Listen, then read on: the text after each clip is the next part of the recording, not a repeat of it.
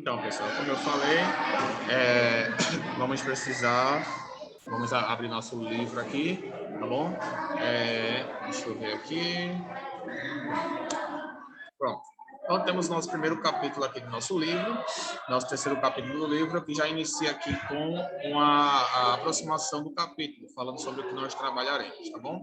Vamos passar aqui para o primeiro texto, que se encontra na página 109, beleza?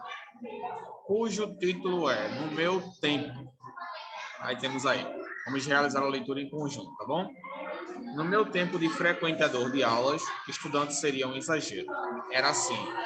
A não ser quando quando a professora ou o professor designasse o lugar de cada aluno, segundo alguma ordem, como a alfabética. E nesse caso, eu era condenado pelo sobrenome a sentar no fundo da sala, junto com os ex e outros vez. Os alunos se distribuíam pelas carteiras de acordo com a geografia social espontânea, nem sempre bem definida, mas reincidente. Na frente sentava a turma do apagador, assim chamada porque era a eles que a professora recorria para ajudar a limpar o quadro negro, e os próprios apagadores. Nunca entendi bem porque se sujar com pó de giz era considerado um privilégio, mas a turma do apagador era uma elite, vista pelo resto da turma como favoritos do poder, e invejada e destratada com a mesma intensidade. Quando passavam para os graus superiores, os apagadores podiam perder sua função e deixar de ser os queridinhos da tia, mas mantinham seus lugares de sua posse, esperando o dia da reabilitação, como todas as aristocracias tornadas irrelevantes. Não se deve confundir a turma do apagador com os certinhos e os bundas de aço. Os certinhos ocupavam as primeiras fileiras para não se misturarem com a massa, que sentava atrás. Os bundas de aço, para estarem mais perto do quadro negro e não perderem nada. Todos os apagadores eram certinhos, mas nem todos os certinhos eram apagadores. E os bundas de aço não eram necessariamente certinhos. Muitos bundas de aço, por exemplo, eram excêntricos, introvertidos, ansiosos, enfim, esquisitos. Já os certinhos, autênticos, se definiam pelo que não eram. Não eram nem puxa-sacos como os apagadores, nem estranhos como os bundas de aço, nem medíocres como a massa, nem bagunceiros como as criaturas do abismo, que sentavam no fundo. Sua principal característica eram os livros encapados com perfeição. Aqui, eu posso pegar meu celular para mostrar.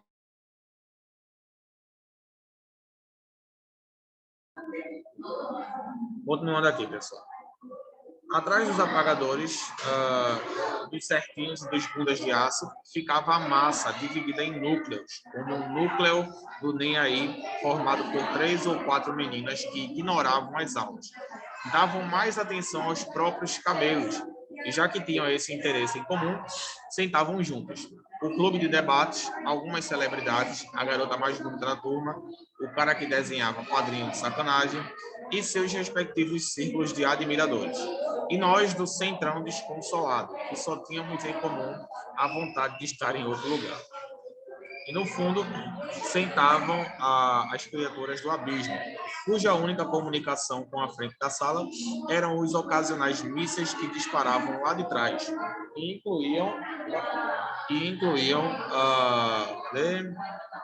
desde o gordo que arrotava em vários tons até uma protodarma, provavelmente a primeira da história, com tatuagem na coxa, tá bom? Mas isso tudo, claro, foi na Idade Média.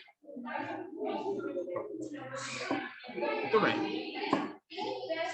Aqui temos uma leitura complementar. Ele é um cronista, tá? Faz tempo para visitar uma linha, muito bem. Bom, eu achei interessante o texto, tá? Ele fala aí sobre como funcionava a escola naquele tempo. Em alguns casos eu posso relatar que era justamente dessa forma, tá? Pelo menos no meu tempo, não que eu seja muito velho, né? Eu não sou velho, mas pelo menos no meu tempo a gente já tinha esse tipo de coisa aí, tá? Bem interessante, gostei do texto. Então, vamos lá agora dar continuidade às atividades. Temos aqui o nosso vocabulário, tá bom? Ó, reincidente é algo que se repete, é um adjetivo, tá bom? Reincidente é algo que se repete, beleza? Ó. Destratada é maltratada. Proto-dark, o prefixo proto significa primeiro de todos. Uma pessoa dark, ela era aquela que se vestia inteiramente de preto, uma moda da época. Era o famoso emo, né? Que hoje em dia a gente chama de emo, né? Pronto, muito bem. Vamos agora responder as questões, tá bom? Primeiro, que tipo de alunos anacrônica? Que tipo de alunos anacrônica? São muito diferentes da sua turma atual? Aproveite para pesquisar no dicionário os sentidos da palavra estereótipo e veja como ela se encaixa na discussão. Bem, gente, nesse caso, vocês que já passaram um tempo aqui nas aulas presenciais, vocês podem relatar aí, né, se são parecidos com esse tipo. Se na nossa sala nós temos esse tipo de pessoas. Eu vou dar uns 30 segundos para vocês refletirem e em seguida eu vou explicar para vocês o significado dessa palavra aqui, ó, estereótipo, tá bom?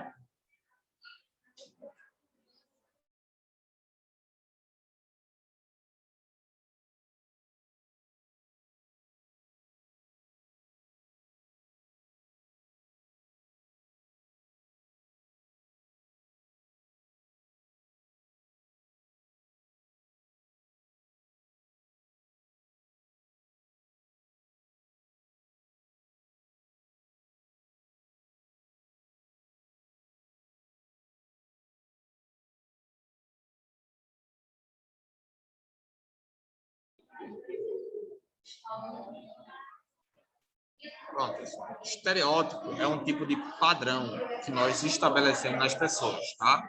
Estereótipo é um tipo de padrão, a padronização, tá bom?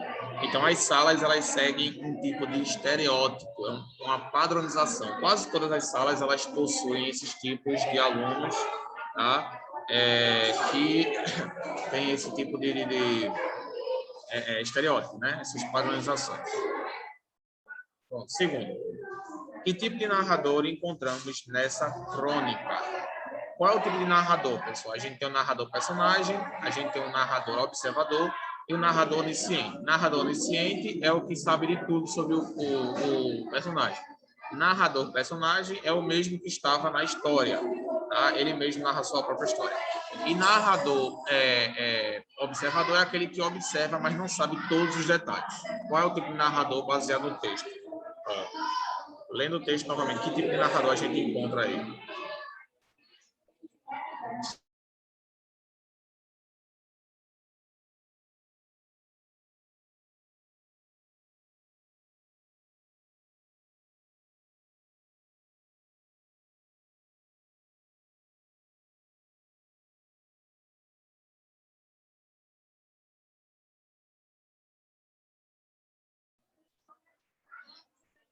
Pessoal, lendo todo o texto, a gente encontra aí um narrador personagem, tá bom? A gente encontra aí o narrador personagem. Por que o narrador personagem? Porque ele é a própria pessoa que está narrando a própria história dele. Tá? Ele mesmo está aí falando sobre a sua própria história. Tá bom? Então a gente encontra aí um narrador personagem. Tá bom? Pronto. Terceiro, como o narrador se considerava em seu tempo de escola? Ele se considerava o quê no tempo de escola dele? Ele se considerava um frequentador de aula. Estudante era para poucos, né? Ele se considerava apenas um frequentador de aula, ou seja, ele apenas frequentava. E quantos desses tipos de alunos nós não temos hoje em dia, hein? Que servem apenas para frequentar a aula, mas, na verdade, não estudam, né? Só recebem a presença, mas não estudam, né? Temos muito desse tipo, né, gente? Infelizmente. Muito bem. Na continuidade agora. Pronto. 4. O narrador do texto se incluiu em que grupos de alunos? Em que grupo de alunos? Qual foi o grupo em que ele se encaixou, em que ele se incluiu aí? Qual foi o grupo?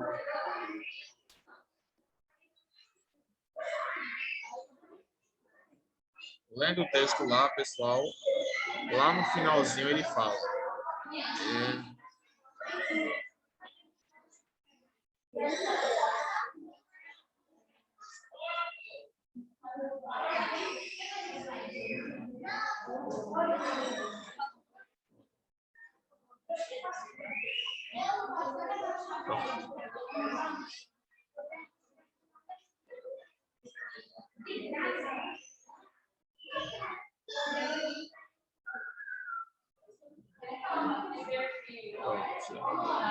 centrão desconsolado. E só tínhamos em comum a vontade de estar em outro lugar.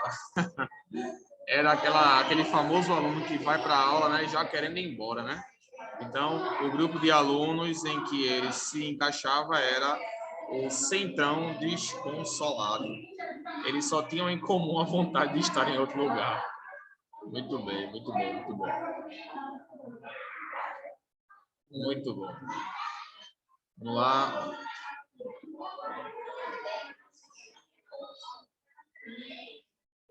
Pronto. Quarto. O narrador do texto se incluiu em que grupos de alunos?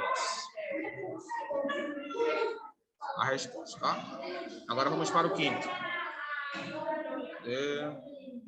Pronto. Nos textos narrativos, a descrição dos personagens pode ser feita de várias maneiras, desde a simples atribuição de adjetivos até a indicação da maneira de agir, das reações e etc., que o personagem apresenta. Nessa crônica, Veríssimo apresenta alguns personagens não individualmente, mas em grupo. Pensando nisso, indique os adjetivos ou as expressões adjetivas que poderíamos atribuir a cada um dos grupos a seguir. Aí, atenção, é possível mais de uma resposta. Aí, turma do apagador. Qual seria, pessoal, um outro adjetivo ou expressão que a gente poderia usar para descrever a turma do apagador? E aí, o que é que vocês acham? Considerando a forma como ele descreveu a turma, aí, qual seria a descrição para essas pessoas? Para a turma do apagador.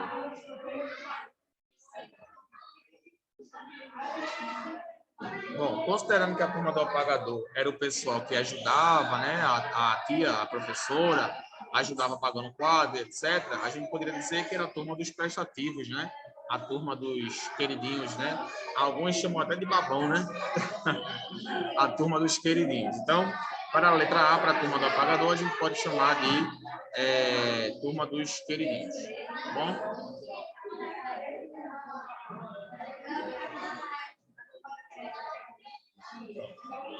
Vamos agora para a letra B. Os bundas de aço. Esses daí eram conhecidos pelo quê, pessoal? Eram aqueles muito dedicados, né?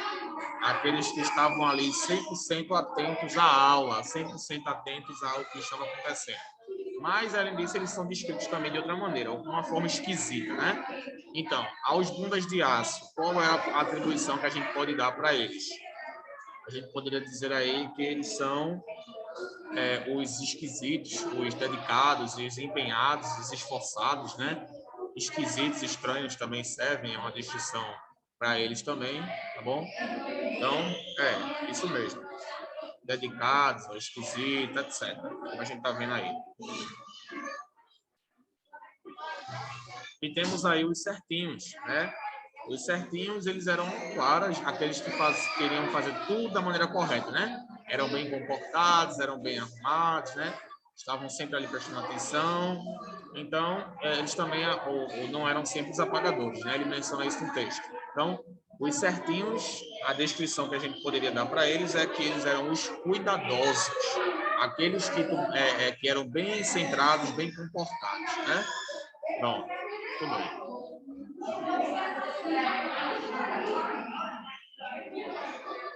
Agora, pessoal, a gente tem aí o sexto. De que modo os certinhos se definiam? Para responder a essa pergunta, vocês vão precisar recorrer ao texto novamente, tá? De que modo eles se definiam? Qual era a definição que eles davam a si mesmos? Vocês recorrem ao texto e respondem, tá bom? Logo em seguida, a gente tem o sétimo também, que é de acordo com o texto. De acordo com o texto, qual era a única comunicação mantida entre as criaturas do abismo e a frente da sala?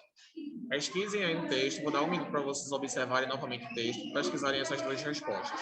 Como os certinhos se definiam e qual era a relação entre o grupo das criaturas do abismo e a frente da sala. Tá bom? Um minutinho para vocês pesquisarem aí no texto.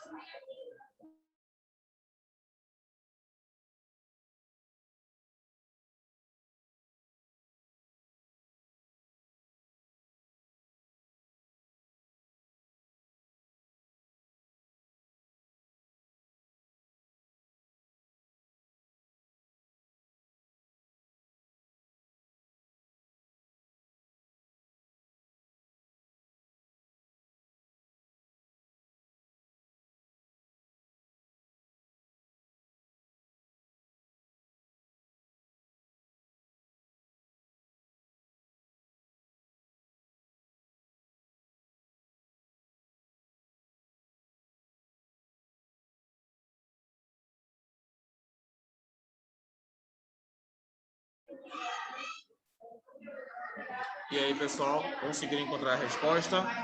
Pronto. De que maneira os certinhos se definiam? Eles se definiam como que eles não eram puxa-saco, né? Como a expressão que ele usa. Eles não eram babões, né? Eles não babavam a professora, não puxavam o saco da professora, que é uma expressão que a gente usa para dizer que eles não ficavam infortunando a professora, né, elogiando, talvez em troca de alguma coisa, em troca de nota, alguma coisa do tipo, tá? Então, os certinhos, eles não eram babões. De acordo com o texto, qual era a única comunicação mantida entre as criaturas do abismo e a frente da sala? E aí, pessoal? A única comunicação, lá de acordo com o texto, era que as criaturas do abismo, né, lançavam os mísseis, né?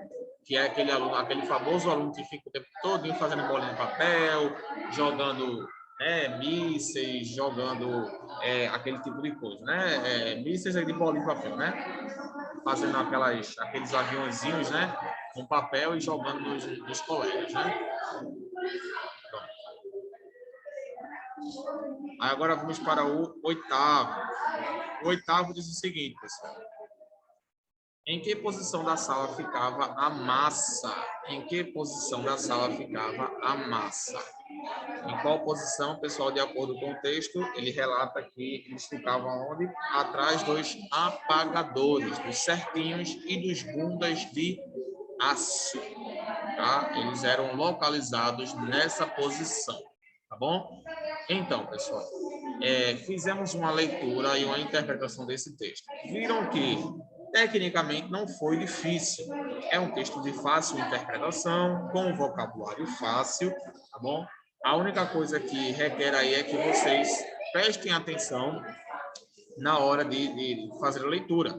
Isso vai requerer uma leitura mais detalhada. Então, com essas atividades que nós estamos realizando aqui, vocês estão aprendendo a fazer o quê? A interpretar textos. Interpretar textos não quer dizer ler o texto, gente. Ler é diferente de interpretar. Ler requer atenção, interpretar requer atenção. Ler, você simplesmente pode passar os olhos, tá? Você pode passar os olhos, tá bom? Mas na interpretação você realmente precisa fazer uma leitura mais detalhada, uma leitura mais cuidadosa, uma leitura mais, sabe? Bom, esse tipo de leitura, com certeza, ele vai auxiliar aí vocês a entenderem a ideia central do texto, tá bom, gente? Então, na interpretação do texto, a gente vai estar trabalhando isso. A ideia de como vocês vão entender o que o texto ele quer passar. E não apenas ler o texto. Ler apenas é fácil. Interpretar é mais difícil. Tá bom? Pronto, pessoal. Então, por hoje a gente finaliza. Iniciamos aí o capítulo 3 do nosso livro. Próxima aula vamos dar continuidade com os próximos textos e as próximas atividades, tá bom? Eu espero que vocês tenham gostado, eu espero que vocês tenham entendido, tá? Próxima aula a gente vai dar continuidade. Qualquer dúvida que vocês tiverem quanto à interpretação do texto, quanto a algum vocabulário, quanto a alguma pergunta do texto aí, vocês podem recorrer a mim lá no Classep, que eu estou à disposição de todos vocês, tá bom? É só ir lá perguntar, mencionar qual foi a dúvida, qual página do livro, qual questão. Tá bom, gente? Fiquem com Deus, tenham uma ótima semana, tenham um bom descanso. Nos vemos na nossa próxima aula de produção, que será a semana que vem, tá? Tchau, gente, e nos vemos na nossa próxima aula.